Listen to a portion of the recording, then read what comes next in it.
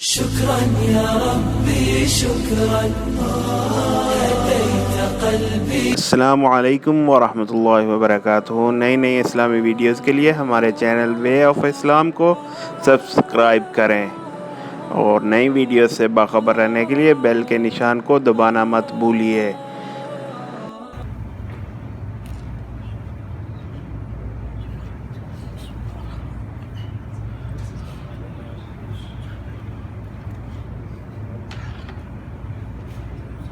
بسم الله الرحمن الرحيم.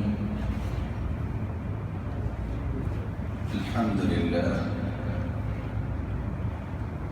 الذي بيده مقاليد الفرج، الصلاة والسلام على صاحب الجبين الأبلج المبعوث بأقوم دين وأعظم منهج، صلوات ربي وسلامه عليه وعلى آله وأصحابه السرج. أما بعد، بالله من الشيطان الرجيم.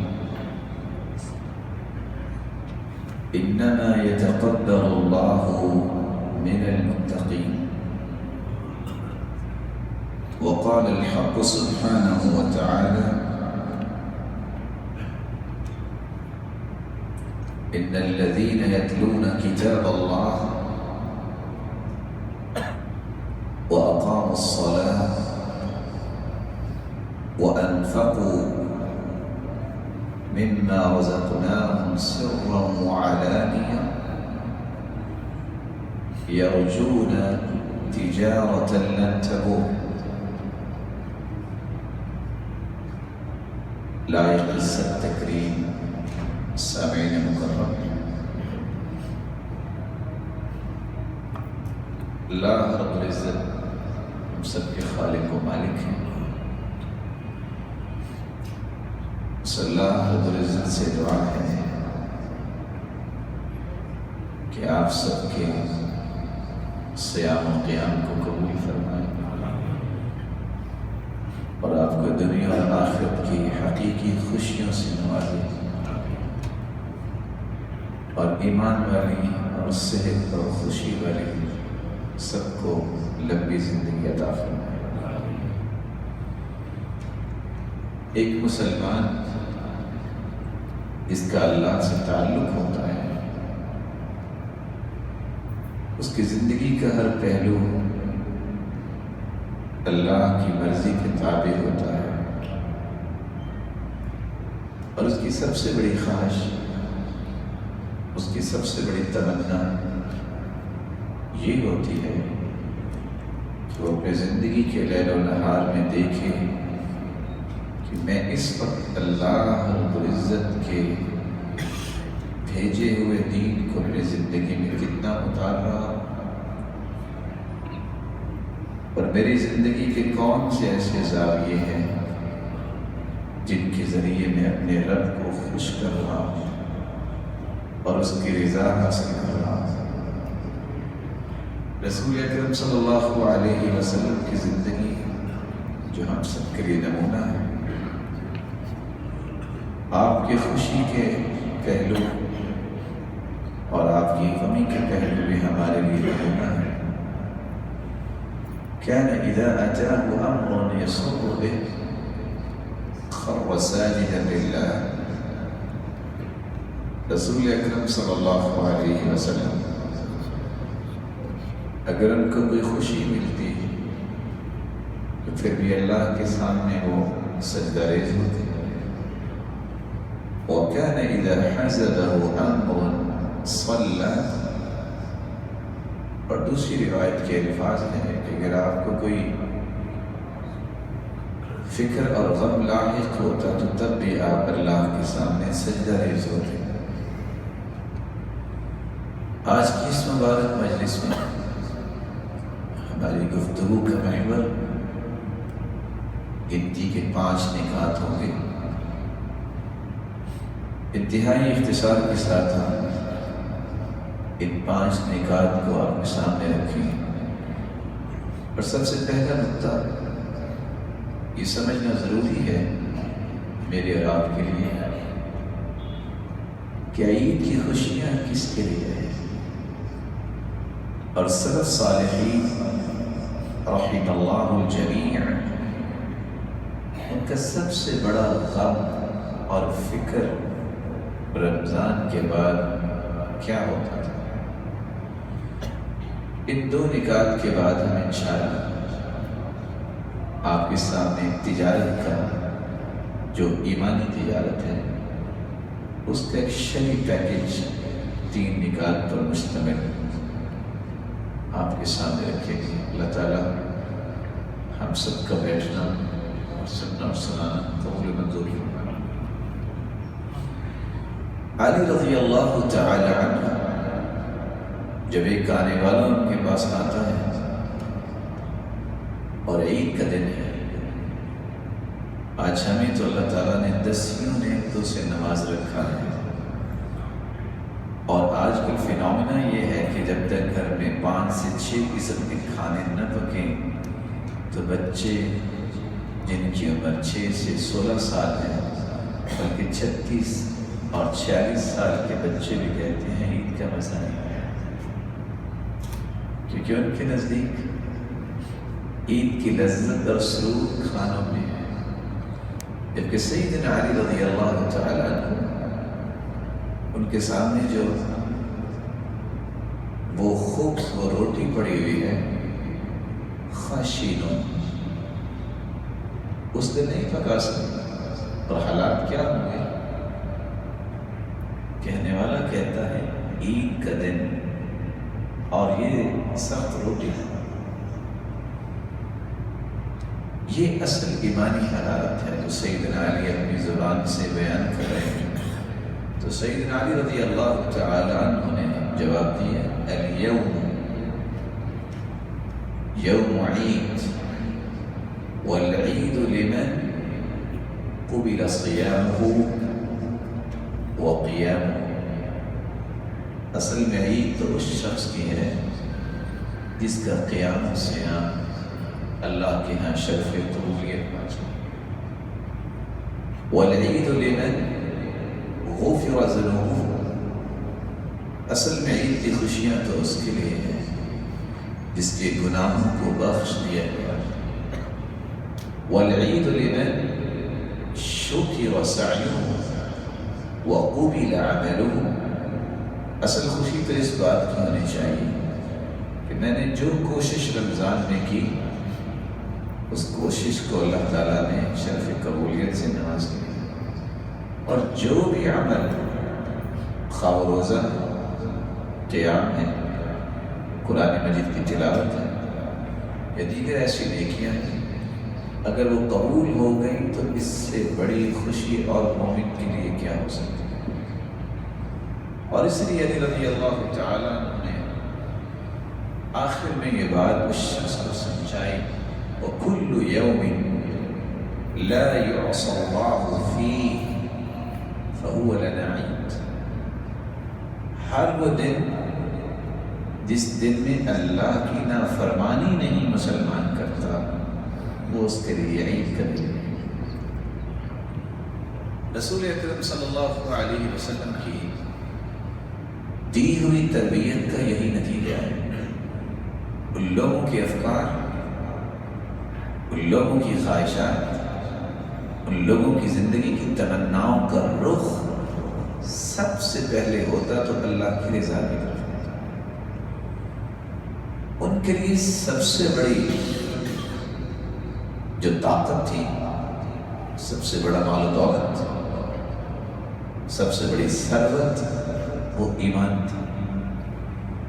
ان کو اس بات سے کوئی غرض نہیں رہی تھی کہ میں کھانا کون سا کھا رہا ہوں، اور یہ بھی ایک حقیقت ہے جو مجھے اور آپ کو سمجھنی چاہیے۔ کھانا جتنا بھی باعث لذت ہو، برکت اس میں اللہ ہی ڈالتے ہیں۔ کتنے لوگ دیہاتوں میں بسنے والے ہیں اور کس طرح سادہ کھانا کھانے والے کتنے طاقتور ہوتے ہیں، اور کتنے لوگ جن کے مینیو چیک کریں اگر آپ ایک ہفتے کا تو آپ پریشان ہو جائیں، لیکن ہر دوسرے دن کسی ڈاکٹر کے پاس بیٹھے، کھانے میں برکت یا کسی چیز میں برکت جو ڈالنا ہے یہ صرف اللہ رب العزت کے فیصلے ہیں۔ اس لیے اس بات سے غرض نہیں ہونی چاہیے کہ میں نے یہ کھایا اور یہ نہیں کھایا۔ اور جب انسان اس لیول پہ اپنے آپ کو لے جاتا ہے تو زندگی کا ہر لمحہ اس کے دل میں خوشی پیدا کرنے کے لیے تیار ہے۔ اللہ رب العزت ہمیں بھی ایسا ایمان نصیب فرمائے۔ حسن بصری رحمۃ اللہ علیہ اس لیے کہا کرتے تھے کل یوم لا یعصی اللہ فیہ فہو عید، ہر وہ دن جس دن اللہ تعالیٰ نے برائی سے بچا لیا وہ ہمارے لیے خوشی کرے۔ وَكُلُّ يَوْمٍ يَقْطَعُهُ الْمُؤْمِنُ فِي طَاعَةِ مَوْلَاهُ وَذِكْرِهِ وَشُكْرِهِ فَهُوَ لَهُ عِيد۔ بندہ مومن کو جب اللہ یہ توفیق دے دے، اس نے 24 گھنٹے گزارے اللہ کی اطاعت میں، اللہ کے ذکر میں اور اس کی نعمتوں کے شکر کرنے میں، تو یہ دن اس بندہ مومن کے لیے عید کرے۔ یہی وجہ ہے امام مالک رحمۃ اللہ علیہ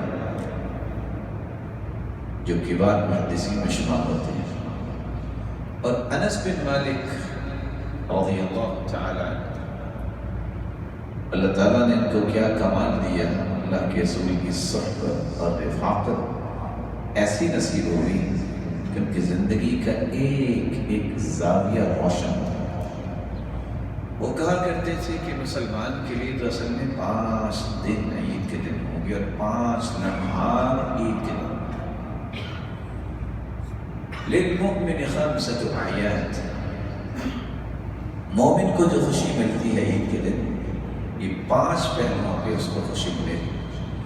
کل یوم یمر علی المؤمن ولا یکتب علیہ ذنب فہو یوم عید۔ 24 گھنٹے اس کے گزر گئے اور اس کے نامہ اعمال میں کوئی گناہ نہیں لکھا گیا، تو یہ مومن کے لیے عید کرے۔ اور دوسرا والیوم الذی یخرج فیہ من الدنیا بالایمان فہو یوم عید۔ آخر زندگی کے بعد اس کو ایک نئی زندگی کی طرف سفر کرنا ہے۔ اگر کوئی مسلمان ایمان کی حالت میں اللہ سے جا ملتا ہے تو جس دن اس کی روح قبض ہوتی ہے ایمان کی حالت میں کہ اس کا رب اس سے راضی ہے، تو یہ بھی مومن کے لیے عید کرے۔ اور تیسری خوشی والیوم الذی یجاوز فیہ الصراط ویأمن احوال یوم القیامہ فہو یوم عید۔ اگر وہ شخص جس نے زندگی بھی گزاری، دنیا سے چلا گیا اور قیامت کے دن کو اس رات کو کراس کر دیا سکون سے، اور قیامت کی ہولناکیوں سے اللہ نے اس کی حفاظت کر دی، تو یہ بھی اس کے لیے عید کرے۔ یہ مرحلہ بھی خوشی ہے۔ اور چوتھی چیز والیوم الذی یدخل فیہ الجنہ فہو یوم عید۔ اس سے بڑی خوشی کیا ہوئی؟ عید تو وہ ہے جس دن اللہ کی طرف سے اعلان ہوگا کہ یہ میرا بندہ میری جنت میں جائے۔ اور 5ویں اور سب سے بڑی خوشی کہ دنیا اور جنت کی تمام خوشیوں کو اگر جمع کر لیا جائے تو اس 5ویں خوشی کا مقابلہ نہیں کر سکتی، وہ عید کی خوشی ہے۔ والیوم الذی ینظر فیہ الی ربہ فہو یوم عید، جس دن اللہ رب العزت کے دیدار انسان کا نصیب ہوگا۔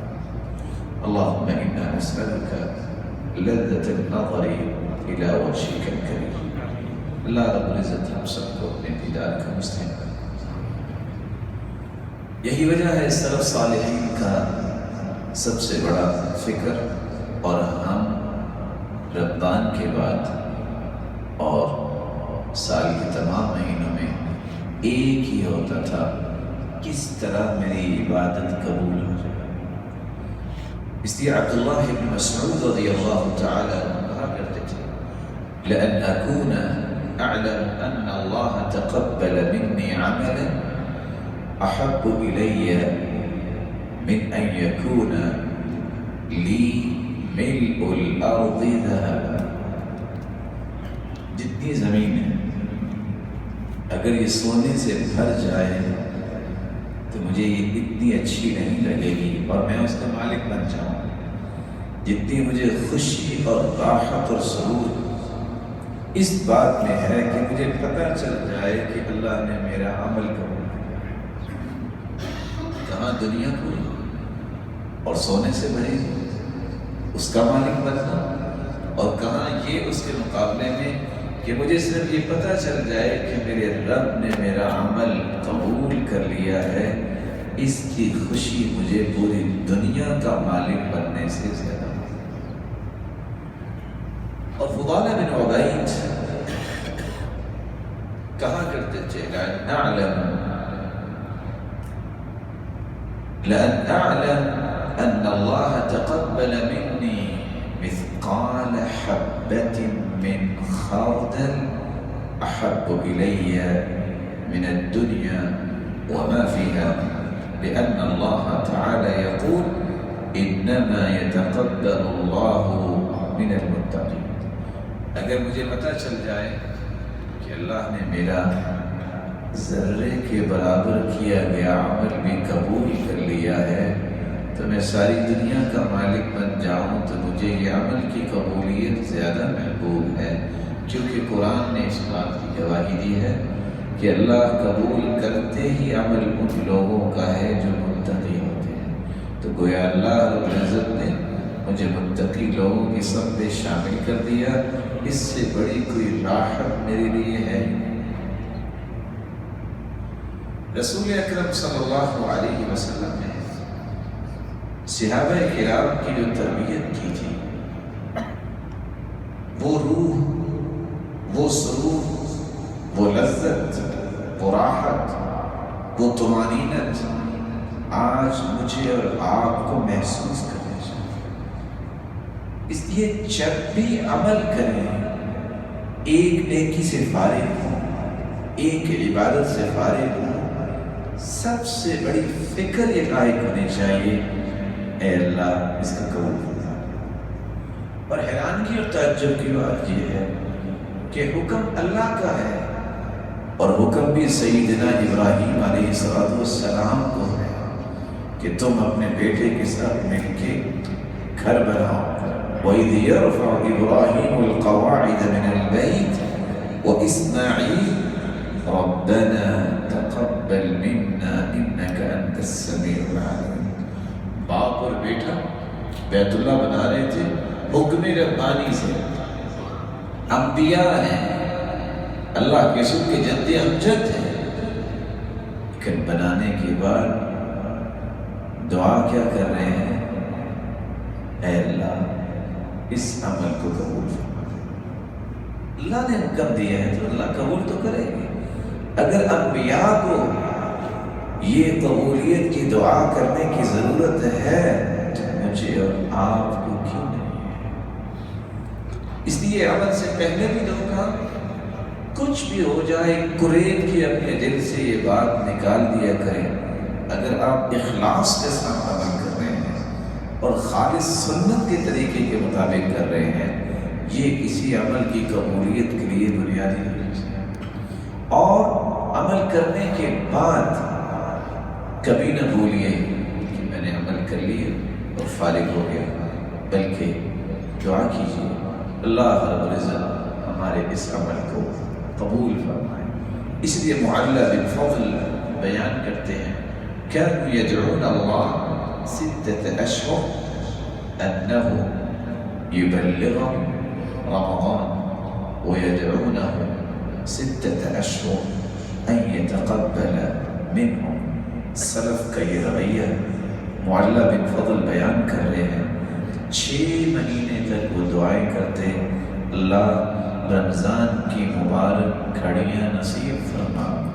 پھر وہ مبارک گھڑیاں گزارنے کے بعد اگلے 6 مہینے وہ دعا کرتے کہ اللہ اس کو قبول فرما۔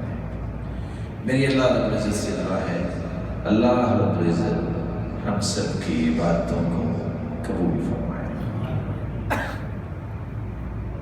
رمضان کا یہ مبارک موسم گزرا، لیکن یہ بات ذہن میں ہونی چاہیے، جو رب رمضان کا ہے وہ شوال کا بھی ہے، جو رب رمضان کا ہے وہ ذی القعدہ اور ذی الحجہ کا بھی ہے۔ یہ مہینے جس کو قرآن نے بھی بیان کیا ہے کہ اللہ تعالیٰ نے جب کائنات کو بنایا تو اس وقت یہ 12 مہینوں کا نظام بنایا، تو اللہ رب العزت کی عبادت، اس سے تعلق اور اللہ رب العزت کی یاد اور اس کے عوامر کو اپنی زندگی میں اتارنا، یہ صرف رمضان کے ساتھ خاص نہیں۔ مسلمان کو ربانی مسلمان ہونا چاہیے، رمضانی مسلمان نہیں ہونا چاہیے کہ رمضان کے بعد اب دروازے کھل گئے ہیں۔ کچھ لوگوں کا کہنا ہے اور بہت اچھا کہنا ہے کہ ہم رمضان سے فارغ ہوئے ہیں، دین سے تو فارغ نہیں ہوئے۔ ہم رمضان سے شوال میں داخل ہوئے ہیں، ہم دین سے نکلے تو نہیں ہیں، دین تو باقی ہے۔ تو آئیے ان 3 گزارشوں کو میں آپ کے سامنے رکھنا چاہوں گا کہ اگر پوری زندگی کی یہ تجارت جو ایمانی ہے اس کو باقی رکھنا چاہتے ہیں، جس میں کوئی بھی لاسز نہیں ہے، پروفٹ ہی پروفٹ ہے، تجارت لن تبور، اس میں آپ کو کوئی دھوکہ نہیں ہوگا، اس میں آپ کو کوئی نقصان نہیں ہوگا، جس میں آپ کو کوئی پریشانی نہیں ہوگی، غلط نہیں ہوگی، بلکہ اگر آپ یہ کہہ دیں تو یہ مبالغہ نہیں ہوگا کہ یہ 3 پہلو اگر آپ اپنی زندگی میں مضبوط کر لیتے ہیں تو زندگی کے آخری رمق تک آپ کا ایمانی لیول جو ہے وہ کبھی بھی گرے گا نہیں، وہ بڑھتا ہی نظر آئے گا۔ اور وہ 3 پہلو کون سے ہیں جس کو قرآن نے بیان کیا ہے؟ ان الذین یتلون کتاب اللہ واقاموا الصلاة وانفقوا مما رزقناهم سرا وعلانیہ یرجون تجارۃ لن تبور۔ پہلی بات یتلون کتاب اللہ۔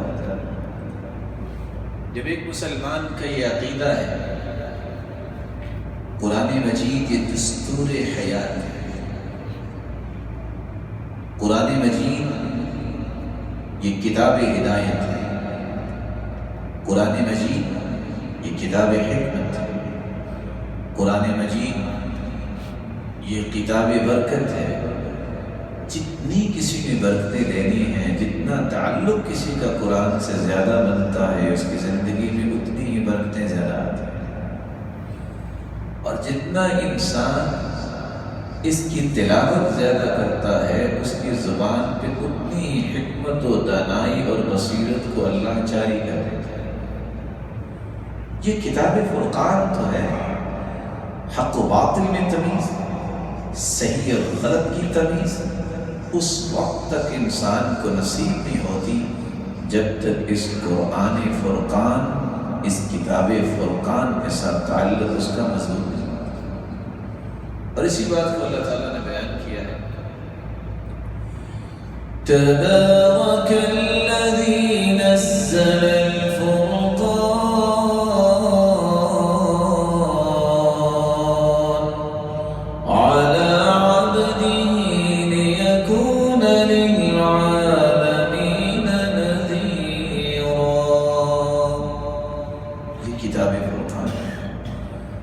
باطل میں فرق کرنے والی کتاب ہے، اور نازل کرنے کا مقصد کیا ہے؟ لِيَكُونَ لِلْعَالَمِينَ نَذِيرًا۔ یہ عالمین کا لفظ ایک بہت بڑا معنی دے رہا ہے، ایسا شخص مقتدا بنتا ہے، امت کو لیڈ کرتا ہے۔ لیڈر وہی ہوتا ہے جس کی زندگی کے تمام اعمال کی سرپرستی قرآن کر رہا ہے۔ اور قرآن اس کے اندر ایسی پھر صلاحیت پیدا کرتا ہے اور اس کی صلاحیتوں کو نکھارتا ہے، روشن کرتا ہے، جس سے وہ امت کا مقتدا بنتا ہے اور امت اس کو مقتدا مانتی ہے۔ اور دوسری جگہ اللہ رب العزت نے فرمایا وَهَذَا كِتَابٌ أَنزَلْنَاهُ مُبَارَكٌ فَاتَّبِعُوهُ وَاتَّقُوا لَعَلَّكُمْ تُرْحَمُونَ۔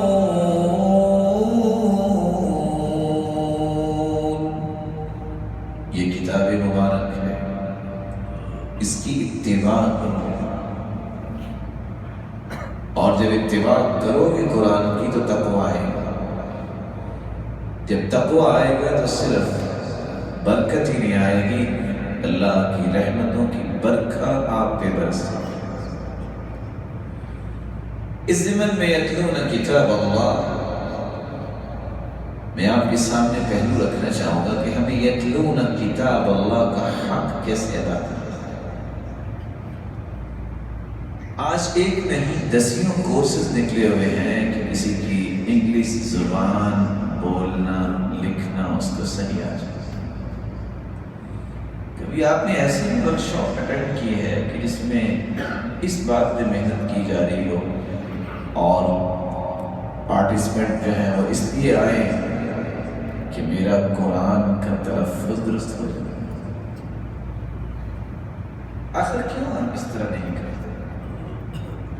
کیونکہ وہ ورک شاپ کریں گے تو ہمیں اچھی نوکری ملے گی، اور یہ ورک شاپ کریں گے تو قرآن ہی پڑھیں گے۔ لیکن میں کیا کہوں گا، وہ ورک شاپ کریں گے تو صرف جیب بھریں گے، یہ ورک شاپ کریں گے تو اتنی جنت اللہ عطا کریں گے کہ دیکھتے رہ جائیں گے، جو ہمارے تصور میں آج تک نہیں آیا اللہ وہ عطا کرے۔ بندہ مومن کو سب سے پہلے اس بات کی فکر ہونی چاہیے۔ مجھے اتفاق سے آج سے چند دن پہلے وہ ایک علمی ڈیبیٹ تھی جس میں بات آئی کہ انگلینڈ کے اندر ایک امام تراویح پڑھا کے فارغ ہوا، کچھ لوگ وہاں کے لوگ گورے آئے اور انہوں نے آگے سوال کیا کہ یہ امام ہے، آپ جانتے ہو کہ کیا پڑھ رہے تھے؟ کہتے نہیں۔ ساتھی کہنے لگے کہ یہ بات میرے ساتھ بھی ہوئی امریکہ میں رہنے میں، کہ انہوں نے ہمارا اہتمام کیا کہ چلو مسلمان اپنی عبادت کرنا چاہتے ہیں، لیکن 4 لوگ فارغ ہو کے جب نماز سے ہم بیٹھے ہوئے تھے، آج کہتے ہیں ہم آپ سے ملنا چاہتے ہیں۔ یہ اس نے کیا کہا؟ جب بقول اس کے وہ کہتا تھا کہ ہم اپنے آپ کو بڑے چیمپئن سمجھتے تھے اسلام کے۔ جب انہوں نے سوال کیا تھا ہم نے پریشان ہونے کے آج اصل میں ہم تو کاروباری لوگ ہیں، تو ہم آپ کو نہ امام کے پاس لے چلتے ہیں، وہ آپ کو اس کے سوال کا جواب دیں گے۔ اس کے پاس پہنچے تو اس سے پوچھا کہ آپ کیا کہہ رہے تھے اللہ تعالیٰ کو؟ کہتا ہے مجھے تو نہیں پتا، میں ترجمہ نہیں جانتا۔ کہا کمال کی تمہاری عبادت ہے، تمہیں پتہ ہی نہیں اپنے رب کو کہتے کیا ہو۔ یہ لمحہ فکریہ ہے۔ میرے معزز، میرے محترم، میرے مکرم، محتشم اور پیارے بھائیوں اور بزرگوں، ہمیں 5 کام کرنے ہیں۔ یتلون کتاب اللہ، اس وقت تک اس کا حق ادا نہیں ہوگا۔ سب سے پہلا کام، جب تک میرا یہ یقین نہیں بنتا کہ سب سے بڑا علم، سب سے بڑی معرفت قرآن مجید کا علم ہے، اس وقت تک تو میرے عقائد کی درستگی نہیں۔ یہ اللہ کی حقیقی کلام ہے، اس میں کوئی جھول نہیں، اس میں کوئی کمی نہیں، اس کے اندر کوئی تبدیلی نہیں۔ جس طرح اللہ تعالیٰ نے نازل کیا ہے آج بھی ہمارے پاس موجود ہے۔ جب تک اس کو دستور حیات ہم نہیں مانتے، یہ میری زندگی کی ہر تکلیفوں کا علاج ہے، جب تک یہ ہمارا آئیڈیا نہیں بنتا، اس وقت تک ہمارا وہ زندگی کا خواب شرمندہ تعبیر نہیں ہو سکتا جو ہم لیے پھرتے ہیں کہ ہمیں جنت میں ملے گی، ہمیں دنیا میں آسانیاں ملے گی۔ سب سے پہلے اس کے اوپر ایمان کو مضبوط کیا۔ اور دوسرا کام یتلون کتاب اللہ، قرآن مجید کی تلاوت کرتے ہیں۔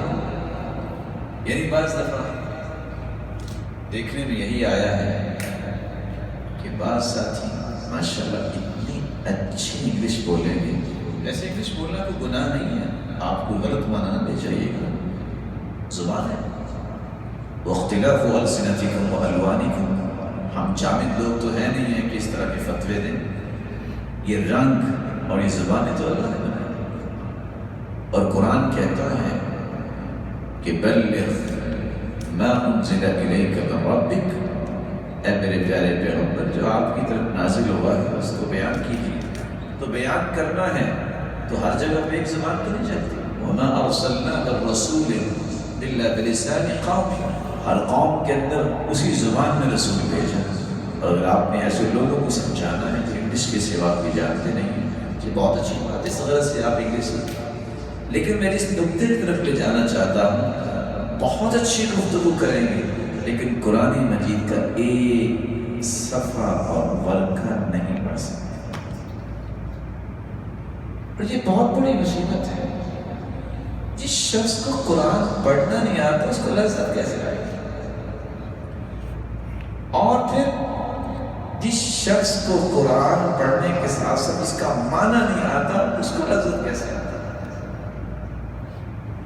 اس لیے دوسرا کام یہ کرنا چاہیے جس کی پلاننگ آپ بھائیوں کو کرنی چاہیے، اور آپ کو اللہ نے ایسا ماحول دیا ہوا ہے مساجد کے اندر، آپ کسی وقت بھی بیٹھ کے اس کام کو بڑی آسانی سے کر سکتے ہیں۔ میں قرآن کیسے اچھا پڑھنا سیکھوں؟ آپ قرآن کرام دنیا کے اندر اتنے موجود ہیں ماشاءاللہ، آپ کسی کی تلاوت سنیں، گاڑیوں میں بھی سارے کے سارے آپشن موجود ہیں، آپ کام کر رہے ہیں تو آپ قرآن کی تلاوت سن سکتے ہیں کہ کس طرح وہ اس حرف کو پڑھ رہا ہے، اس کلمے کی ادائیگی کر رہا ہے۔ اور سچی بات یہ ہے، اللہ کی قسم، اللہ نے جو قرآن میں لذت رکھی ہے، دنیا کی ساری لذتیں جمع ہو جائیں تو اس کا مقابلہ نہیں۔ یعنی رمضان کے اندر انسان کا ایمانی لیول بڑھ جاتا ہے، یقین مانے بعض دفعہ ایسا ہوتا ہے کام بھی ہوتا ہے اور بہت سارے امور بھی ہوتے ہیں، تو قرآن جب انسان معنی کے ساتھ پڑھتا ہے جی ہی نہیں کرتا کہ قرآن نہ پڑھتا، اور اس طرح ضرور آ رہا ہوتا ہے کہ اس کو انسان بیان بھی نہیں کر سکتا۔ اس لیے دوسرا کام، قرآن کو اس انداز سے پڑھنے کا طریقہ سیکھیے جس طرح اللہ کے رسول صلی اللہ علیہ وسلم نے صحابہ کو سمجھایا۔ اور تیسرا کام، اس کو سمجھیے۔ سوچنے کی بات یہ ہے کہ اگر کسی کی 40 سال عمر ہے تو اس نے کتنے رمضان گزارے؟ چلو پہلے 7 سال چھوڑ دیں، باقی کتنے رہے؟ 33 سال اس نے 33 مرتبہ اس نے قرآن سنا، اس نے کبھی نہیں سوچا کہ قاری صاحب کیا پڑھ رہے ہیں، پتہ تو کریں۔ یہ کبھی کبھی قاری صاحب جو ہے وہ حرم میں رو پڑتے ہیں، ان کو کیا مسئلہ ہے، آج کوئی افطاری نہیں صحیح کر کے آئے، کیا مسئلہ، کیوں روتے ہیں؟ کبھی غور کی ان کو کیا مسئلہ ہے؟ یہ عادت جو ہے اللہ تعالیٰ ان کو سلامت رکھے۔ بعض علماء جو ہیں ان کی گفتگو سنتے ہیں انسان کا ایمان تازہ ہو جاتا ہے۔ یہ آخر کیوں روتے ہیں؟ اور آپ نے دیکھا ہے کہ پاک و ہند میں کوئی نہیں روتا، اگر کیوں نہیں روتا؟ کیا وہ بڑے اچھے طریقے سے کھانا کھا کے آتے ہیں؟ اصل یہ بات نہیں ہے، اصل بات یہ ہے کہ ان کو بسا اوقات، سارے نہیں، ان کو بسا اوقات پتہ ہی نہیں ہوتا کہ میں کیا پڑھوں، لیکن جس کا ایمان تازہ ہو، جو اللہ رب العزت سے ہم کلام ہونے کی غرض سے قرآن پڑھ رہا ہوتا ہے، اس سے پھر آگے نہیں پڑھا جاتا۔ اور آپ یاد رکھیے گا، جس کا بیٹا فوت ہو جائے اس ماں کی رونے میں اور جس کو کرائے پہ لا کے آپ لانے میں مجبور کرتے ہیں، دونوں کے رونے میں فرق ہوتا ہے۔ یہ ایسے رونا نہیں آتا، فرق ہوتا ہے۔ ناخا جو ہوتی ہے بین کرنے والی، وہ تو فیس دے کے ہوتی ہے، لیکن جس کا کو مر جائے، جس کا کو فوت ہو جائے، اس کے غم کو کوئی محسوس بھی نہیں کر سکتا۔ اور آپ اس روایت کو یاد کیجئے کہ اللہ کے رسول صلی اللہ علیہ وسلم نے عورت سے کہا کہ صبر کرو۔ اس کو تو نہیں پتا تھا کون ہے، کہا آپ کا اگر فوت ہوتا تو آپ کو پتا چلتا۔ بعد میں لوگوں نے بتایا کہ اللہ کے رسول تھے، پھر آ کے معذرت کرنے لگی اور فرمایا صبر عند الصدمۃ الاولی، صبر تو صدمے کے اوپر ہی ہوتا ہے، آہستہ آہستہ صبر آئے گا، آپ کو اس میں صبر کرنا چاہیے۔ تو تیسرا کام، اس کو سمجھنے کی پلاننگ کیجیے۔ میں آپ سے صرف اتنی گزارش کرتا ہوں، 5 نمازیں آپ ماشاءاللہ پڑھتے ہیں، ایک آیت اپلیکیشن آ چکی ہے آپ کے پاس موبائل ہے، ایک آیت کا ترجمہ ہر نماز کے وقت جب آپ آتے ہیں پڑھ لیں، بغیر کسی یونیورسٹی، کالج، مدرسے میں جائیں، آپ اللہ کی رحمت سے 2-3 سالوں کے اندر، 2.5 سال کے اندر قرآن مجید کا پورا ترجمہ سمجھیں، اور پھر آپ دیکھیے گا آپ کی زندگی میں لذت کیسے آتی ہے۔ اور اس لیے امام طبری کہا کرتے تھے انی لأتعجب ممن قرأ القرآن ولم يعلم تأويله كيف يلتذ بقراءته۔ مجھے تو تعجب اس بات پہ ہے کہ ایک بندہ قرآن کے معنی سمجھتے نہیں ہے، اس کو لذت کیسے آتی ہے، اس کو لذت کیسے آتی ہے؟ اس لیے لذت و سرور جو ہے وہ اس کے معنی کو سمجھنے میں ہے۔ یتلون کتاب اللہ، اس کے معنی کو سمجھنے کی پلاننگ کیجیے۔ اور چوتھی بات، پھر انسان کے عمل کے زاویے درست ہوتے ہیں، اس کو اپنے اندر اتاریے۔ حسن بصری رحمۃ اللہ یعنی کہا کرتے تھے کہ دیکھیں قرآن پہ عمل کر لیا بلال نے تو چلتے زمین پہ تھے، ان کے قدموں کی آہٹ جنت میں سنائی دیتی۔ یہی قرآن ابو جہل کے سامنے بھی پڑھا جاتا تھا، وہ کہاں جہنم کی وادیوں میں چلا گیا کہ جب وہ مرا ہے تو اس کے چہرے کو اس کے خاندان کے لوگ دیکھ نہیں سکے۔ صحابہ کرام نے اس کو پائے ہتھیار سے ٹھوکریں مار کے قلیب بدر کے اندر پھینک دیا۔ تو اصل جو ہے قرآن، یہ عمل کی وجہ سے انسان کو بلندی دیتا ہے۔ اور میں حیران ہوں اس قول کو پڑھ کے، وہ کہا کرتے تھے کہ اگر قرآن آپ کو برائی سے نہیں روکتا تو سمجھ لیں آپ نے قرآن پڑھا، حالانکہ پڑھا تو ہوتا ہے۔ جس طرح قرآن نے یہ کہا ان الصلاۃ تنہی عن الفحشاء والمنکر، نماز انسان کو فحاشی اور برائی سے روکتی ہے۔ جو شخص ہے نمازی اور ہر روز 1 سے 2 سے 3 فلمیں دیکھتا ہے، اس کا مطلب یہ ہے کہ اس کی نماز نہیں، اس نے نماز کی روح کو نہیں سمجھا، اس کی نماز کے اندر خلل ہے۔ اگر وہ اپنی نماز کو خوبصورت بنائے، بہتر بنائے تو یہ نماز اس کو ضرور روکے گی۔ اور یہی معنی ہے انسان کی حفاظت کا۔ معیت کے 2 معنی ہیں، معیت عامہ، اللہ کا علم، اللہ کی قدرت ہر ایک کے ساتھ ہے، وہ بذاتی ہی عرش پر مستوی ہے۔ ایک ہے معیت خاصہ، اللہ کی نصرت، اللہ کی تائید، اللہ کی مدد، کہ اس بندے کو ملتی ہے جو اللہ کا پیارا ہوتا ہے، اس کے ہاتھ حرکت کرتے ہیں تو اللہ کی مرضی کے مطابق، اس کے قدم اٹھتے ہیں تو اللہ کی مرضی کے مطابق، وہ اللہ کی مرضی کے بغیر نہیں حرکت کرتا۔ بلکہ لکھنے والے لکھتے ہیں کہ معنی یہ ہے اللہ تعالیٰ کی مدد کا کہ برائیوں سے وہ دور ہو جاتا ہے یا برائیاں اس سے دور ہو جاتی ہیں، یا برائیوں سے وہ نفرت کرنے لگ جاتا ہے، یا یہ ہے کہ جہاں برائی ہوتی ہے اس کی طبیعت اس سے نفرت کرتی ہے، وہاں جانے کو اس کا دل ہی نہیں۔ اللہ رب العزت ایسا قوی ایمان میں نصیب فرمائے۔ 5واں کام جو یتلون کتاب اللہ کے تحت مجھے اور آپ کو کرنا چاہیے، وہ ہے اس قرآن کے پیغام کو عام کرنا۔ اگر میں آپ سے گزارش کر لوں کہ آپ کے ذریعے کتنے لوگوں نے توبہ کی ہے اور نمازی بنے ہیں تو اس کا کیا جواب ہے؟ بہت سارے مبارک چہرے بیٹھے ہیں۔ لَن يَهْدِيَ اللَّهُ بِكَ رَجُلًا وَاحِدًا خَيْرٌ لَكَ مِنْ حُمُرِ النَّعَمِ۔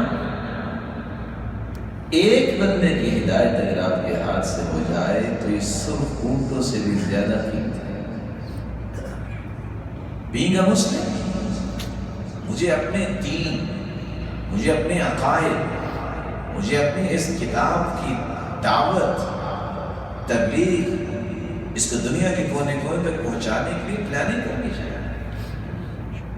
بہت بڑا ایک موقع ہے، اتنی پوٹینشل ہے، خصوصاً آپ سمجھے یہاں پاک و ہند کے لوگ جو آتے ہیں، کتنے لوگ ایسے ہوتے ہیں جو وہاں اپنے ملک میں نماز نہیں پڑھتے، اللہ ان کو اتنی اچھی تربیت یہاں دے دیتے ہیں کہ وہ زندگی کے ہر پہلو کو اتنا خوبصورت بنا لیتے ہیں کہ پچھلے لوگ شک کرنے لگ جاتے ہیں۔ جیسے مشرکین مکہ کا دور تھا تو جب بھی کوئی سیدھے دین پہ آ جاتا تو وہ کہتے ہیں صلوت تھا، سابی ہو گیا، بے دین ہو گیا۔ تو یہاں بھی اگر کوئی قرآن و حدیث کی بات ماننا شروع کر دے اور 1.5-2 سال کے بعد انڈیا پاکستان چلا جائے تو جاتے کہتے ہیں حبوت تھا، وابی ہو گیا، وزن وہی استعمال کرتے ہیں۔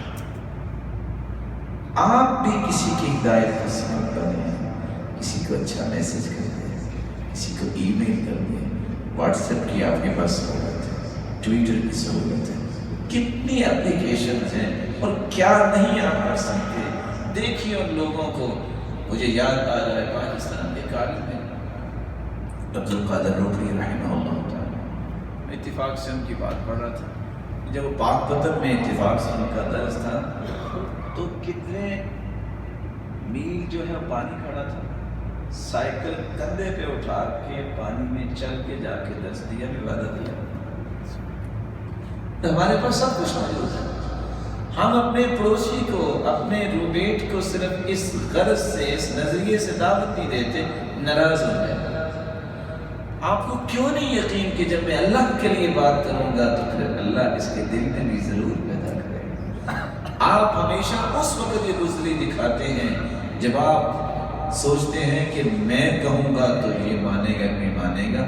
اگر آپ اس کو یوں کہیں کہ میں کہنا اس لیے چاہتا ہوں میرا رب راضی ہو، پھر میرا رب آپ کی زبان میں تاثیر ڈالے گا اور آپ دیکھیں گے کہ اس کے چند دنوں کے اندر اعمال اتنے خوبصورت ہوں گے کہ آپ کے زبان سے دعائیں کریں۔ اور یاد رکھنا اس میدان کے اندر 3 غلطیاں مسلسل ہو رہی ہیں اور جب تک ہوتی رہے گی میں اور آپ روتے رہیں گے، اور جب تک یہ 3 غلطیاں نہ چھوڑیں اس وقت تک امت اور ملت کا دھارا سیدھا نہیں۔ سب سے پہلی بات، بلغ ما انزل الیک من ربک۔ جب تک ہم نے قرآن و حدیث کی دعوت خالص نہ دی اس وقت روتے رہے۔ جب آمیزش کرتے ہیں یہ بھی لے لو اور یہ بھی لے لو، قرآن نے حکم یہ دیا ہے بلغ ما انزل الیک من ربک، آپ کی ذمہ داری پہنچانا ہے صرف وہ بات جو اللہ نے نازل کی۔ بہت سارے نوجوان منچلے ہوتے ہیں اور کہہ رہے ہوں گے کہ اچھا ہم برائی کا رد بھی نہ کریں، تو برائی کا رد کرنے کے لیے 2-2 4-4 گھنٹے اگر انسان جو ہے وہ ڈیبیٹ کر رہا ہے اور ساتھ جو ہے صرف گفتگو اس بات پہ ہو رہی ہے کہ آپ غلط ہیں اور آپ غلط ہیں اور آپ غلط ہیں، آپ کا کام ہے قرآن اور اس کے اللہ کے رسول کے فرمان کو پہنچانا۔ دوسری بات، قرآن و حدیث کی دعوت کے ساتھ جب تک آپ کا مطمع نظر یہ نہیں ہے اللہ میرے اس عمل کو قبول فرما لے اور تو راضی ہو جا، یہ عمل بھی بابرکت نہیں ہوگا، یہ عمل بابرکت نہیں ہوگا۔ آپ یہ کیوں چاہتے ہیں کہ میں یہ کام کر رہا ہوں تو میں نے منوا کے رہنا؟ آپ کی ذمہ داری نہیں ہے، آپ کی ذمہ داری یہ ہے میرے مالک تجھے راضی کرنا ہے، تو راضی ہو جا اور میرے اس عمل کو باعث برکت بنا دے۔ اور تیسرا کام اخلاق، نرمی، احترام، جب تک یہ 3 چیزیں نہیں آئیں گی اس وقت تک آپ یہ دعوت بھی کامیاب نہیں ہوگی۔ اس لیے امام شافعی کہا کرتے تھے جو شخص جیتنے کے لیے بات کرتا ہے دلیل علی خست عقلی، یہ اس کے احمق ہونے کی علامت ہے۔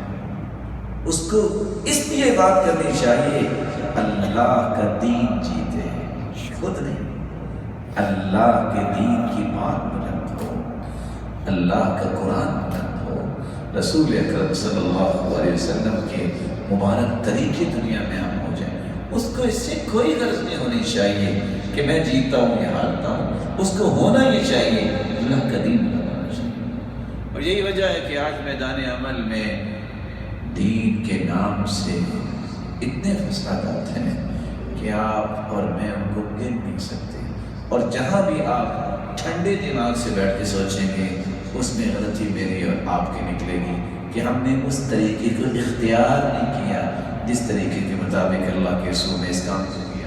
میں ایک چھوٹی سی حدیث سنا کے اس کی وضاحت کرنا چاہوں گا۔ اگر آپ نے کسی کی اصلاح کرنی ہے تو اس کے لیے ضروری ہے کہ آپ کہیں بھائی چور، ضروری ہے، اوے کافر، وہ منافق، اوے فاسق، ضروری ہے؟ ہم چونکہ اس کو ضروری سمجھ بیٹھے اور ہماری پوری صلاحیت اس میں لگتی ہے کہ میں ثابت کروں گا آج کہ تم جہنمی ہو، اور قرآن کہتا ہے وَلَا تُسْأَلْ عَنْ أَصْحَابِ الْجَحِيمِ، تم سے تو جہنمیوں کے بارے میں پوچھے نہیں جانا، تو آپ کس چیز کی تیاری کر رہے ہیں سر؟ ایک بات اللہ کے رسول صلی اللہ علیہ وسلم نے سمجھانی تھی، 6 طریقے اختیار کیے مصلی پہ بیٹھ کے، جہاں جس طرح کا انداز تھا مصلی کا اللہ کے رسول کے زمانے میں، آپ نے سلام پھیر کے سنت یہ ہے کہ اللہ کے رسول صلی اللہ علیہ وسلم 3 مرتبہ استغفر اللہ کہتے، اللہم انت السلام انت السلام کرتے پہنچتے، اس کے بعد اپنے چہرہ انور کو مقتدیوں کی طرف موڑ لیتے، کبھی دائیں اور کبھی بائیں۔ صحابی معاذ بن جبل رضی اللہ تعالی عنہ، حدیث آپ نے سنی ہوئی، ان کا کوئی کام ہوگا وہ جا رہے تھے، آپ نے وہاں بیٹھے پہلی بات یہ کہی یا معاذ انی بحبک، معاذ مجھے آپ سے بہت محبت ہے۔ کائنات کا سردار کسی کو کہہ رہا ہے کہ مجھے بہت محبت ہے، اس کے دل میں سرور کتنا ہے۔ دوسرا کام کیا کیا؟ جواب انہوں نے کیا دیا؟ مجھے بھی آپ سے بہت محبت ہے۔ وہ اپنے کام بھول گئے، اٹھے، وہاں بیٹھے نہیں رہے۔ آج ہز ایکسیلنس کے درجے پہ جانے والے لوگ بہت سارے دعوت میں نے کہا ہو جاتے کہ لوگ آئے ہیں، ہم بھی جائیں۔ آپ اٹھے، دوسرا پھر آپ چل کے گئے سیدنا معاذ صحابی کی طرف جائے رسول صلی اللہ علیہ وسلم، وہ ہستی جس جیسی ہستی اللہ نے آج تک پیدا ہی نہیں کی۔ چوتھا کام، آپ نے صحابی کا ہاتھ اپنے ہاتھوں میں لیا، اپنائیت دی، محبت دی۔ پانچواں کام، کہا معاذ میں آج آپ کو ایک تحفہ دینا چاہتا ہوں۔ جس کے سامنے تبسم ہو جائے اللہ کے رسول کا، اس سے بڑا تحفہ ہے؟ پھر تحفہ کیا دیا؟ لا تجعلن دبر كل صلاة مكتوبة اللهم أعني على ذكرك وشكرك وحسن عبادتك۔ معاذ کسی بھی نماز کے بعد یہ کہنا نہ بھولنا، اللهم أعني على ذكرك وشكرك وحسن عبادتك، اے اللہ خوبصورت ذکر اور خوبصورت شکر اور خوبصورت عبادت پر میری مدد فرما۔ صحابی معاذ دنیا سے جانے لگے تو کہتے ہیں لوگوں گواہ رہنا، جب سے میں نے سنا ہے آج تک کسی نماز کے بعد اس کو چھوڑا نہیں۔ اگر مصلی پہ بیٹھے بیٹھے ہی اللہ کے رسول کہتے تھے جو امید نہیں ہو سکتی کسی مسلمان کو کہ سرتاج رسول کا یہ انداز، کہاں جا رہے ہو؟ انداز سمجھیے۔ نوجوان اللہ کے رسول کے پاس آتا ہے، نوجوان جوانی کا ایک روب ان کے اندر ہوتا ہے، تازہ خون کی ایک تڑپ ہوتی ہے، کہتے ہیں اذن لی فی الزنا، اللہ کے رسول مجھے اجازت دیجیے۔ کس چیز کی؟ بدکاری کی اجازت۔ صحابہ کرام پریشان تھے، یہ کیا کہہ رہے ہیں؟ تو آپ نے کیا فرمایا؟ محل رک جاؤ۔ کوئی ہاسپٹل میں مریض آ جائے تو اس کو پھر غصہ کرتے ہیں، وہ تو بیمار ہے۔ کبھی آپ نے دیکھا ہے کہ اگر دوائی جو ہے وہ مریض نہ کھائے تو اس کو پھر زہر کا ٹیکہ لگا دیتے، انجیکشن لگا دیتے ہیں ڈاکٹر، کبھی کرتا ہے سر؟ دائی ڈاکٹر ہوتا ہے، مبلغ اور پریچر ڈاکٹر ہوتا ہے، اتنی دوائی دیتا ہے جتنی ضرورت ہے، اور ڈائگنوز کرنے کے بعد دیتا ہے۔ وہ بادشاہ قسم کے ڈاکٹر نہیں ہوتا، آپ نے دیکھا دیہاتوں میں بیٹھے ہوتے ہیں، انہوں نے نہیں دیکھنا ہوتا کہ اس بیچارے کو کیا مسئلہ ہے۔ ایمپٹیکلاکس پیٹ درد کے لیے بھی اور سر درد کے لیے بھی ایمپٹیکلاکس، ایک نام یاد ہے، یا جو ہے وہ 10 سے 12 گولیاں رنگ برنگی ڈالیں گے، اور ذہن میں کیا ہوتا ہے، کوئی تو اثر کرے گی نا۔ آپ کو پتہ ہی کیسا اثر ہوتا ہے۔ اللہ کے رسول صلی اللہ علیہ وسلم نے جب یہ ماجرا دیکھا تو آپ نے بالکل پریشانی کا اظہار نہیں کی، اور آپ کو پتہ ہے کچھ مریض ایمرجنسی کے ہوتے ہیں، کچھ مریض جو ہے وہ عام وارڈ میں ہوتے ہیں، کوئی ICU میں لے جانے والے ہوتے ہیں، اور کسی کی آپ کو پتہ ملاقات ہی بند ہو جاتی ہے کہ بس یہ منوا ہے اس کو نہ چھوڑو۔ اللہ کے رسول صلی اللہ علیہ وسلم نے ایک اور بات سمجھائی جو میں اور آپ نہیں سمجھتے۔ مریض بس اوقات تڑپ رہا ہوتا ہے، وہ ڈاکٹر کے پاس نہیں آ سکتا، ڈاکٹر کو بھاگ کے جانا پڑتا ہے۔ فَدَنَا مِنْهُ، اللہ کے رسول صلی اللہ علیہ وسلم اس کے قریب ہوئے، وہ نہیں آیا، اور آپ نے ڈائگنوز کرنے کے لیے حکما جو ہیں وہ نماز ہوتے ہیں، نماز چیک کرتے ہیں، ڈاکٹر بھی جو ہے کچھ لگا کے چیک کرتے ہیں، تو آپ نے بھی صرف اس کو بیماری کو چیک کرنے کے سوال کر دیا۔ کہا تحبہ لأمک، پسند ہے کہ تمہاری والدہ سے کوئی یہ زیادتی کرے؟ جواب تھا، کہتا لا واللہ، نہیں اللہ کی قسم۔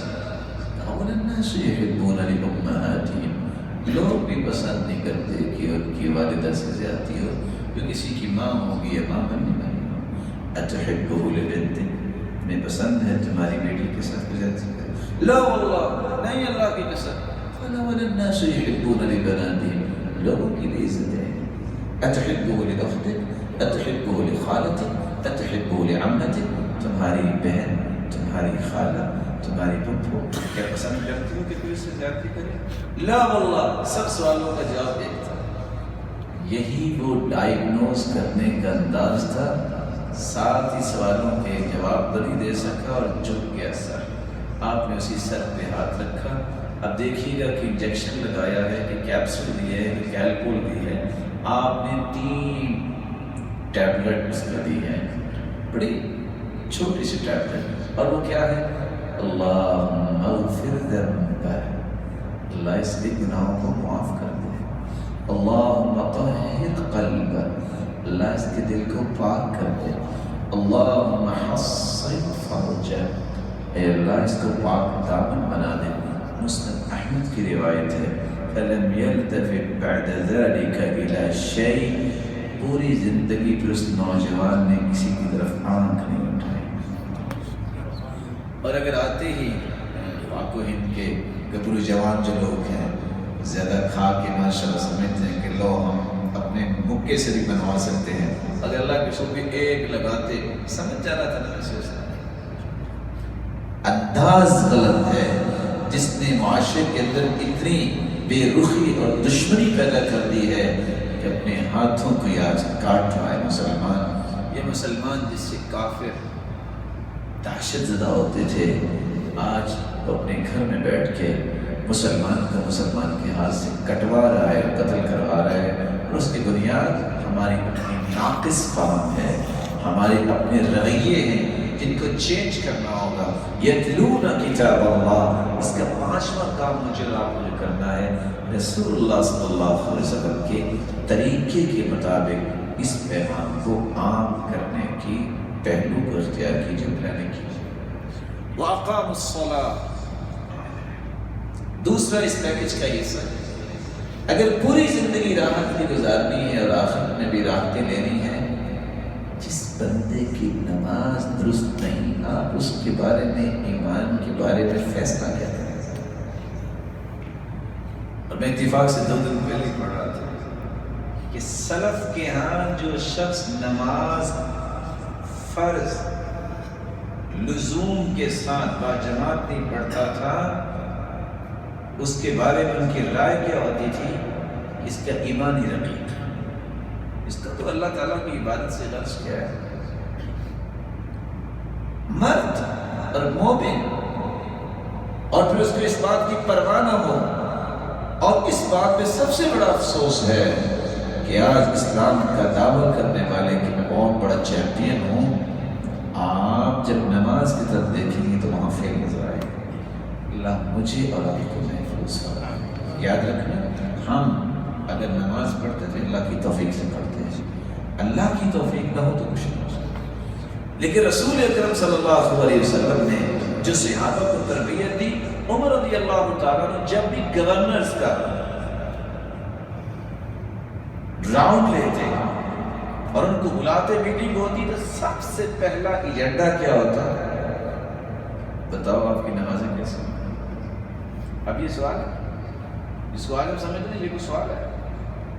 ان اہم امورکم عندی الصلاۃ ومن حفظها وحافظ علیها فقد حفظ دینہ۔ سب سے بڑا مہم کام جو ہے وہ نماز ہے۔ جس نے اس کی حفاظت کر لی، اس نے اپنے پورے دین کی حفاظت کر لی۔ آج میں یہ نہیں کہتا کہ انسان بیمار ہو سکتا ہے، بیماری ہو سکتا ہے، کوئی انسان سویا بھی رہ سکتا ہے اور نیند بھی ایک عذر ہے اگر کبھی کبھار، لیکن ہم کیا کہتے ہیں؟ اف آج نہ الارم نہیں لگا سکتا۔ کیا اللہ کے رسول کے زمانے میں صحابہ کے پاس ٹی وی تھا؟ بولیے، موبائل تھا، ٹائم پیس تھا، الارم تھا، کیسے ہوتا تھا؟ سب کچھ تھا تو یہاں تھا، دل کے اندر ایمان تھا، شعور تھا۔ ایک بچہ آیا کہ کہتا ہے ڈاکٹر کو کہ مجھے نیند بہت آتی ہے، کوئی دوائی بتائیں نیند نہ آئے۔ اس نے ایک دفعہ دیکھا اور دوائی لکھ کے اس کے ہاتھ میں دے دی۔ وہ جا کے میڈیکل اسٹور میں کہتا ہے جی یہ دوائی دے دی۔ اس نے بھی پڑھا تو مسکرا کے کہتا ہے بیٹا یہ دوائی کس چیز کی لینا چاہتے ہیں؟ تو ڈاکٹر کے پاس گیا تھا کہ نیند بہت آتی ہے۔ کہا پتہ یہ کیا لکھا ہے؟ تو کیا لکھا؟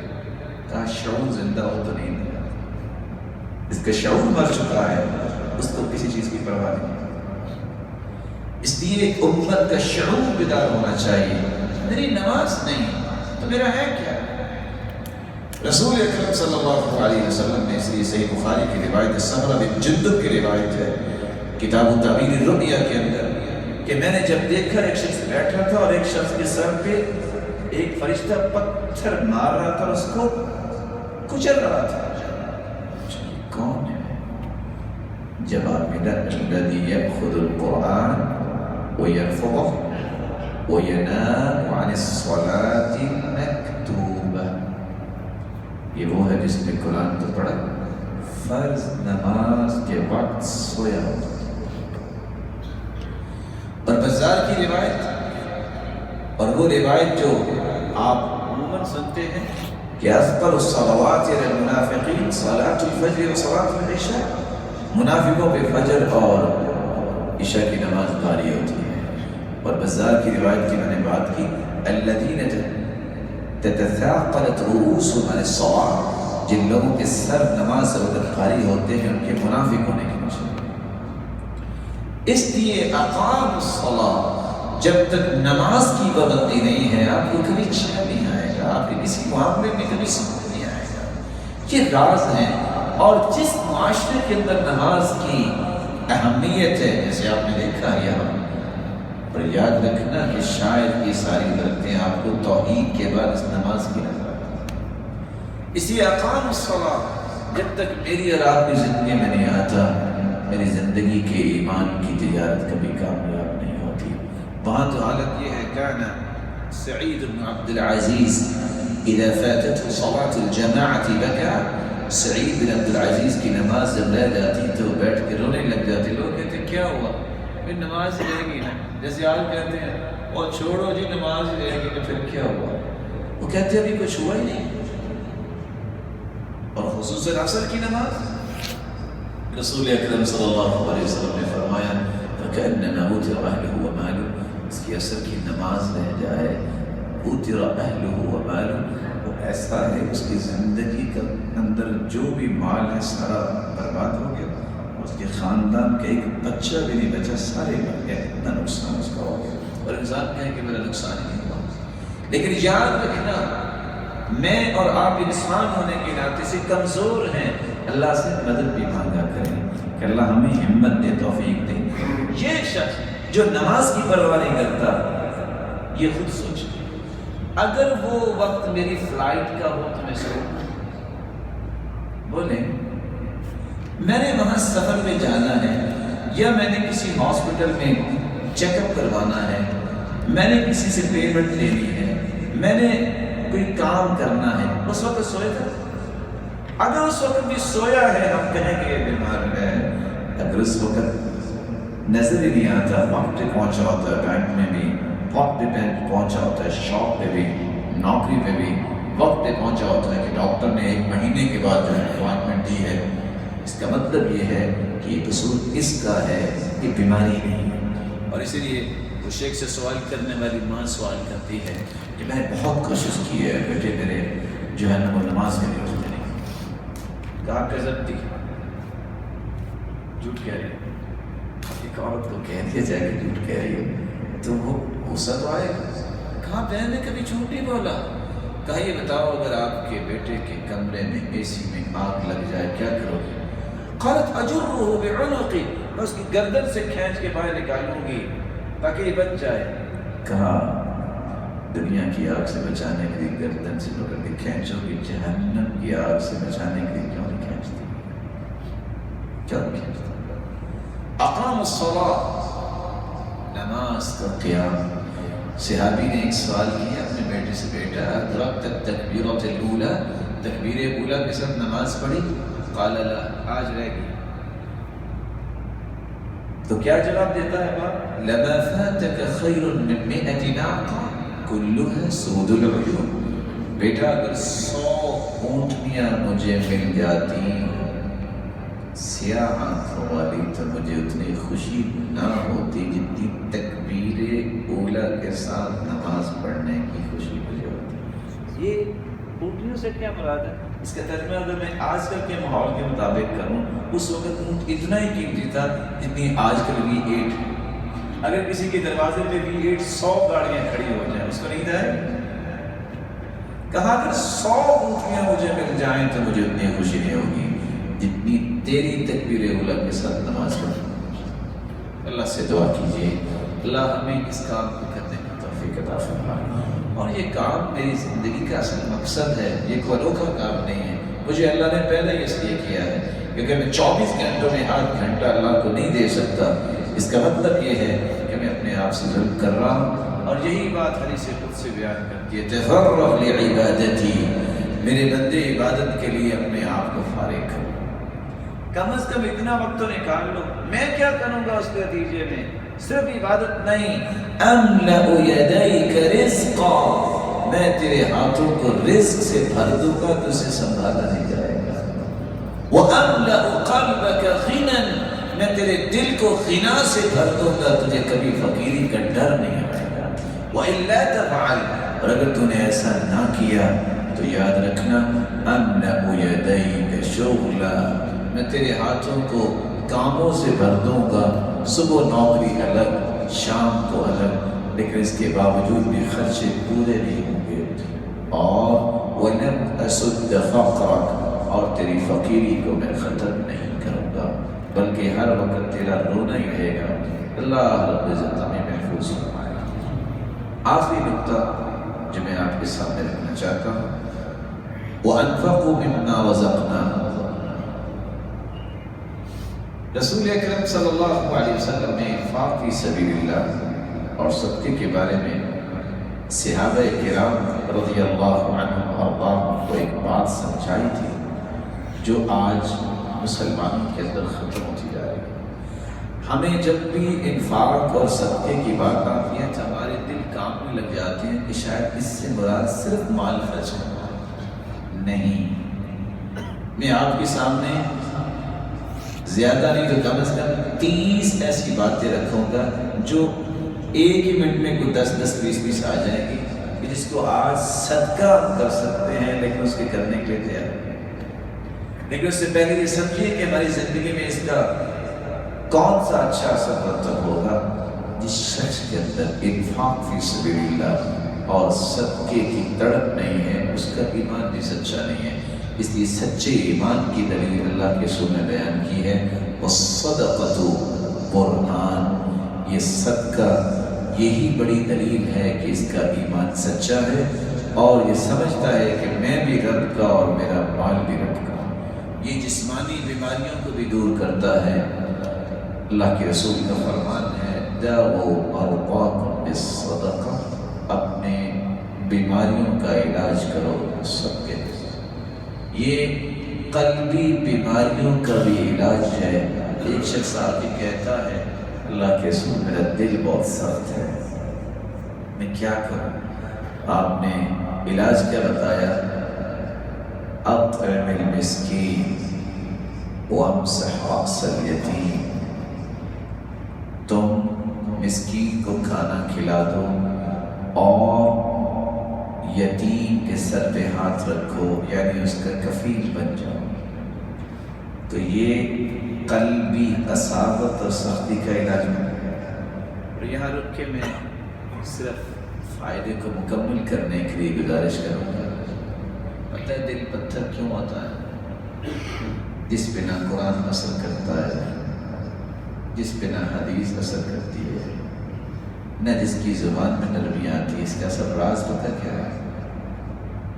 پہلا راز یہ ہے جس کو قرآن نے بیان کیا ہے، اور قرآن نے کتنے باشکاف الفاظ میں بیان کیا ہے، فَبِمَا نَقْضِهِمْ مِيثَاقَهُمْ لَعَنَّاهُمْ وَجَعَلْنَا قُلُوبَهُمْ قَاسِيَةً، جن لوگوں کے اندر وعدے کی پابندی نہ ہو، ان لوگوں پہ اللہ لعنت بھی کرتے ہیں، ان کے دل پتھر ہو جاتے ہیں۔ اور یہ چھوٹی بات نہیں ہے، اور یہی بات یہودیوں کے بارے میں قرآن کہہ رہا ہے کہ چونکہ انہوں نے عہد و پیمان توڑے تو ان پہ لعنت بھی ہم نے کی، ان کے دل بھی پتھر ہو گئے۔ اور مالک بن دینار، جس طرح دینار مہنگا ہے، مالک بن دینار کی ہر بات بھی تاریخ بتاتی ہے کہ وہ مہنگی ہوتی ہے۔ وہ کہا کرتے تھے، اذا وجدت قسوة في قلبك ووهنا في بدنك وحرمانا في رزقك، جب تم دیکھو کہ دل پتھر ہو گیا ہے، جسم میں طاقت تو ہے لیکن لاغری اتنی ہے، وہ طاقت کیا ہے جسم میں جو گھر سے اٹھ کے تمہیں مسجد تک میں بھی جا سکے؟ کون سی طاقت ہے؟ اور جب تم دیکھو کہ رزق کم ہوتا جا رہا ہے، محروم تم ہوتے جا رہے ہو، فَاعْلَمْ أَنَّكَ قَدْ تَكَلَّمْتَ فِي مَا لَا يَعْنِيكَ، یقین کر لو ان تینوں باتوں کا اصل سبب یہ ہے تم نے زبان ایسی باتوں کے بارے میں کھولی جس کا تیرا کوئی مقصد نہیں تھا۔ لا یعنی گفتگو کرنے سے، لغویات میں اپنے آپ کو لگانے سے دل بھی پتھر ہوتا ہے، انسان کے جسم میں لاغری آتی ہے اور انسان رزق سے بھی محروم ہو جاتا ہے۔ اس لیے اور دوسری بات، رسول اکرم صلی اللہ علیہ وسلم نے فرمایا کہ میری امت میں سب سے پہلے امانت اٹھ جائے۔ کیا ہے یہ امانت؟ گفتگو امانت ہے۔ آپ کے اپنے معاملات جو ہیں، جو گھریلو معاملات امانت ہیں۔ اور میں اتفاق سے دیکھ رہا تھا، اللہ تعالیٰ سب کی حفاظت فرمائے، کہ جب وہ قسم لیتے ہیں تو وہ یہ الفاظ بولتے ہیں، اقسم باللہ العظیم، میں اللہ کی قسم اٹھاتا ہوں، کس بات میں؟ کہ میں اس بات کو باقی رکھوں گا، سب سے پہلے دینی و ملیکی و وطنی، کہ میں اپنے دین اور اپنے حکمران اور اپنے وطن کے بارے میں دھوکہ نہیں کرتا، یہ چھوٹی بات نہیں۔ اور وَلَا أُفْشِي سِرًّا مِنْ أَسْرَارِ الدَّوْلَةِ، میں اپنے اس وطن کے کسی بھی راز کو فاش نہیں کروں۔ کتنی اچھی بات ہے۔ اور ساتھ وَنُؤَدِّي الْأَمَانَةَ بِالصِّدْقِ وَالْأَمَانَةِ وَالْإِخْلَاصِ، صداقت کے ساتھ، امانت داری کے ساتھ اور اخلاص کے ساتھ اپنی ذمہ داری پوری کرو۔ اس لیے سلف کہا کرتے تھے، جس شخص کو پیٹ کی بیماری ہے اس کا دل بھی پتھر ہو۔ کسی نے پوچھا کہ اس میں دل اور پیٹ کا کیا آپس میں معاملہ؟ کہا ایک وہ بیماری ہوتی ہے پیٹ میں درد ہو، ایک وہ بیماری ہوتی ہے کہ پیٹ میں کوئی چیز جائے تو وہ ہضم نہیں کرتا، یہ جسمانی بیماری ہے۔ میں جس بیماری کی بات کر رہا ہوں اس کے پیٹ میں کوئی چیز رہتی نہیں ہے، باپ کی بات ہو، ماں کی بات ہو، بیٹی کی بات ہو، اچھی بات ہو یا بری بات ہو، ایک لمحے کے بعد دنیا کے کانوں تک پہنچ جاتا ہے۔ یہ شخص پتھر نہیں ہوگا، کیوں؟ یہ امانت میں خیانت کر رہا ہے، اور خصوصاً اس سے بڑی خیانت یہ ہے کہ بیوی کے معاملات کو لوگوں کے ساتھ ڈسکس کرے۔ رسول اکرم صلی اللہ علیہ وسلم نے فرمایا ان من اشر الناس منزلۃ، سب سے بدترین مقام پہ وہ شخص ہے جو اپنی بیوی کے پاس جاتا ہے پھر جا کے لوگوں کو بتاتا ہے کہ یہ ہوا اور یہ ہوا اور یہ ہوا۔ یہ سب سے بدترین انسان ہے۔ اللہ رب العزت ہم سب کو محفوظ فرمائے۔ اس لیے رسول اکرم صلی اللہ علیہ وسلم کا مزاج دیکھیے، کائنات میں سب سے اعلیٰ ہے۔ سفر پہ جانا ہوتا کیا نہیں اذا سافر غر بغیر، سفر پہ نکلے ادھر جانا ہے، کچھ دیر کے بعد مڑ جاتے، کیوں؟ دشمن کی چال سے بچنا۔ استعینوا فی قضاء حوائجکم بالکتمان، اللہ سے مدد طلب کرو اپنے معاملات کو چھپا کر۔ جو شخص یہ کام نہیں کرتا وہ کبھی چین نہیں ہو سکتا۔ اس لیے رسول اکرم صلی اللہ علیہ وسلم نے امت کو سمجھایا صدقہ یہ انسان کی قلبی بیماریوں کا بھی علاج ہے، بلکہ معاشرتی اور ماحولیاتی بیماریوں کا بھی علاج ہے۔ صحیح بخاری کی روایت فتنۃ الرجل فی اہلہ ومالہ ونفسہ وولدہ وجارہ، انسان کو 5 قسم کے فتنوں کا سامنا ہوتا ہے، اپنا فتنہ، اولاد کا فتنہ، گھر والی کا فتنہ، مال کا فتنہ، پڑوسی کا فتنہ۔ اپنا فتنہ کیسے؟ طاقت بھی ہے، سمجھ بھی ہے، لیکن دین کا کام نہیں کرتا، فتنہ میں پڑا۔ مال کا فتنہ کیا ہے؟ نہیں ہے تو فقیری کا فتنہ، مال ہے اور حرام کا ہے تو یہ بھی فتنہ۔ بیوی کا فتنہ، شادی نہیں تو فتنے کتنے ہیں؟ اگر شادی ہے بیوی نماز نہیں پڑھتی، بیوی کا عقیدہ درست نہیں ہے۔ اسی طرح پڑوسی کا فتنہ، اگر اکیلا رہتا ہے تو خوف کا فتنہ، اگر پڑوسی ہے سارا دن گانے سنتا ہے اور تنگ کرتا ہے۔ ان تمام فتنوں کا علاج کیا ہے؟ یکفر الصیام والصلاۃ والصدقہ والامر بالمعروف والنہی عن المنکر، نماز پڑھو، روزہ رکھو، صدقہ کرو، نیکی کا حکم کرو، برائی سے منع کرو۔ اللہ اس ماحولیاتی اور معاشرتی بیماریوں کو دور کر دے۔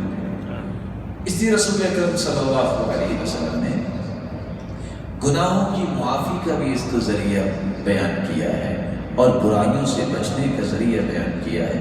رسول اکرم صلی اللہ علیہ وسلم کا فرمان ہے وَالصَّدَقَةُ تُطْفِئُ الْخَطِيئَةَ، صدقہ انسان کے گناہوں کی معافی کا ذریعہ ہے۔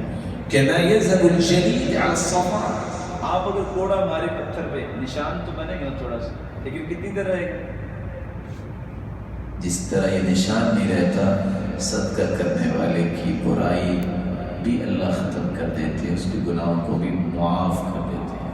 یہ صدقہ تو اللہ تعالیٰ کے غصے کو ٹھنڈا کرنے والا ہے۔ صدقۃ السر تطفئ غضب الرب، اللہ کے غصے کو ٹھنڈا کر دیتا ہے۔ یہ صدقہ جب انسان کرتا ہے تو یہ تو اس کی قبر کو بھی ٹھنڈا کر دے گا۔ ان الصدقہ لتطفئ عن اہلھا حر القبور، قبروں کی سختی اور قبروں کی گرمی کو بھی ٹھنڈا کر دینے والا ہے۔ قیامت کے دن یہ سائبان بن جائے گا۔ کل امرئ فی ظل صدقتہ، ہر شخص اپنے صدقے کے سائے تلے قیامت کے دن نظر آئے گا۔ بلکہ جہنم سے بچنے کا ذریعہ ہے اتقوا النار ولو بشق تمرہ، شق اگر اس کا معنی کیا جائے تو شق کس کو کہے گا؟ ٹکڑا۔ کھجور کتنے کی آتی ہے؟ میں اس میں 5,000 کی، اس کا اگر ٹکڑا لیں تو اکیلا ٹکڑا کو خریدے نہیں خریدے۔ آپ کہہ سکتے ہیں احتیاطاً 1 ریال، 1 ریال کی وجہ سے بھی آپ جہنم سے بچ سکتے ہیں۔ اور صحیح بخاری کی روایت کے بتاتی جب انسان اللہ کی راہ میں ہی دیتا ہے، بس اوقات اینولپ میں ڈالتا ہے، بس اوقات کسی کو دیتا ہے، بس اوقات کو کوئی اور طریقہ اختیار کرتے کہ سیدھا اللہ کے دائیں ہاتھ میں جاتا ہے، پھر اللہ تعالیٰ اس کو پالتے ہیں۔ اور دوسری روایت کو سنیے، من تصدق بعدل تمرہ، جو کھجور کے برابر صدقہ کرتا ہے اللہ اس کو پالتے ہیں، حتی تکون مثل الجبل، قیامت کو ایک پہاڑ آئے گا نام اعمال میں. بندہ پوچھے گا اللہ میں نے تو عمل نہیں کیا، یہ پہاڑ کہاں سے آ گیا؟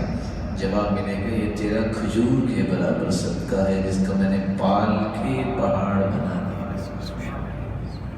رسول اکرم صلی اللہ علیہ وسلم نے صدقے کے متعلق جو باتیں بیان کی ہیں وہ سمجھنا بہت ضروری ہے. ہم سمجھتے ہیں کہ مال کا صدقہ. سنیے، بِكُلِّ تَحْمِيدَةٍ صَدَقَةٌ، الحمدللہ کہنا صدقہ ہے. بِكُلِّ تَكْبِيرَةٍ صَدَقَةٌ، اللہ اکبر کہنا صدقہ ہے. بِكُلِّ تَسْبِيحَةٍ صَدَقَةٌ، سبحان اللہ کہنا صدقہ ہے. الامر بالمعروف صدقہ، نیکی کا حکم کرنا صدقہ ہے. والنہی عن المنکر صدقہ، برائی سے منع کرنا صدقہ ہے. بکل تحلیلۃ صدقہ، لا الہ الا اللہ کہنا صدقہ ہے. وفی بضع احدکم صدقہ، بیوی کے حقوق کو پورا کرنا صدقہ ہے.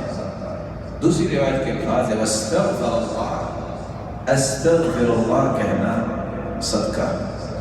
يعزل الشوك عن طريق الناس والعظم والحجر، راستے سے پتھر، کانٹے، ہڈی دور کر دینا تاکہ کسی کو تکلیف نہ ہو صدقہ ہے.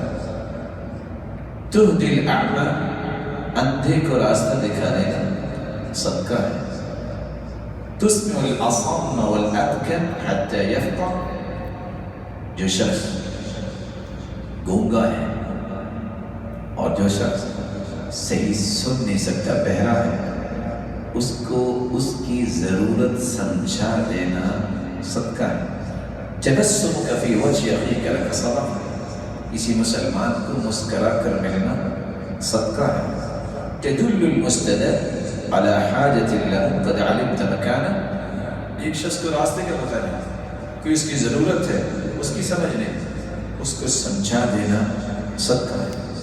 تسعى بشدة ساقيك إلى اللهثان المستغيث، ضرورت مند آواز دے رہا ہے اور آپ دوڑ کے اس کی طرف جاتے ہیں، صدقہ ہے.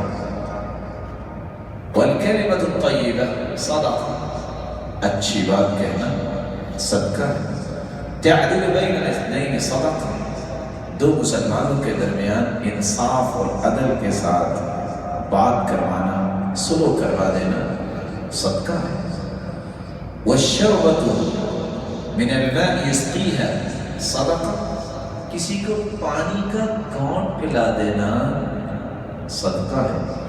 اماطة الأذى عن الطريق صدقہ، راستے میں کوئی تکلیف دہ چیز ہے، اس تکلیف دہ چیز کو دور کر دینا صدقہ ہے. کف الشرك عن الناس صدقہ، اپنے آپ کو تکلیف دینے سے بچانا لوگوں کو صدقہ ہے. ما اطعمت زوجتك فهو لك صدقہ، اپنی بیوی کو اس کی جائز ضرورت پورا کرنے کے لیے مال دینا صدقہ ہے. وما اطعمت ولدك فهو لك صدقہ، بچوں کی تربیت میں خرچ کرنا صدقہ ہے. وما اطعمت خادمك فهو لك صدقہ، خادم پہ خرچ کرنا، اس کو کھلانا صدقہ ہے. وما اطعمت نفسك فهو لك صدقہ، اور خود کھانا اس نیت سے کہ مجھے طاقت ملے اور میں اللہ کے دین کا کام کروں صدقہ ہے. افراغك من دلوك في دلو اخيك لك صدقہ، اپنے ڈول سے پانی نکال کے دوسرے کے ڈول میں ڈال دینا صدقہ ہے. الضیافة ثلاثة ایام فما زاد فهو صدقہ، 3 دن مہمان نوازی ہوتی ہے، اس سے زیادہ جو بھی آپ مہمان کی خدمت کریں گے صدقہ ہے. رسول اکرم صلی اللہ علیہ وسلم نے فرمایا تعین الرجل على دابته فيحمل عليها او ترفع له عليها متاعه صدقہ، کوئی شخص جا رہا ہے اس کو اپنی سواری پہ بٹھا لینا صدقہ ہے. کسی کے پاس سامان ہے، اس کو سامان اٹھایا نہیں جا رہا، اٹھا کے اس کی سواری پہ سامان رکھ دینا صدقہ ہے. کل خطوة يخطوها الى الصلاة صدقہ، نماز کی طرف ہر اٹھنے والا قدم صدقہ ہے. کل قرض صدقہ، किसी को कर्ज देना सदका है। रसूल अकरम सल्लल्लाहु अलैहि वसल्लम ने फरमाया, मन अंज़रा मुअसिरन फलहु कुल्लु यौमिन मिथलहु सदका। जो किसी को मोहलत दे देता है, कर्ज उसने लिया, वक्त आ गया, वो दे नहीं सका, उसको मोहलत देना ये सदका है। और सदका कितना है?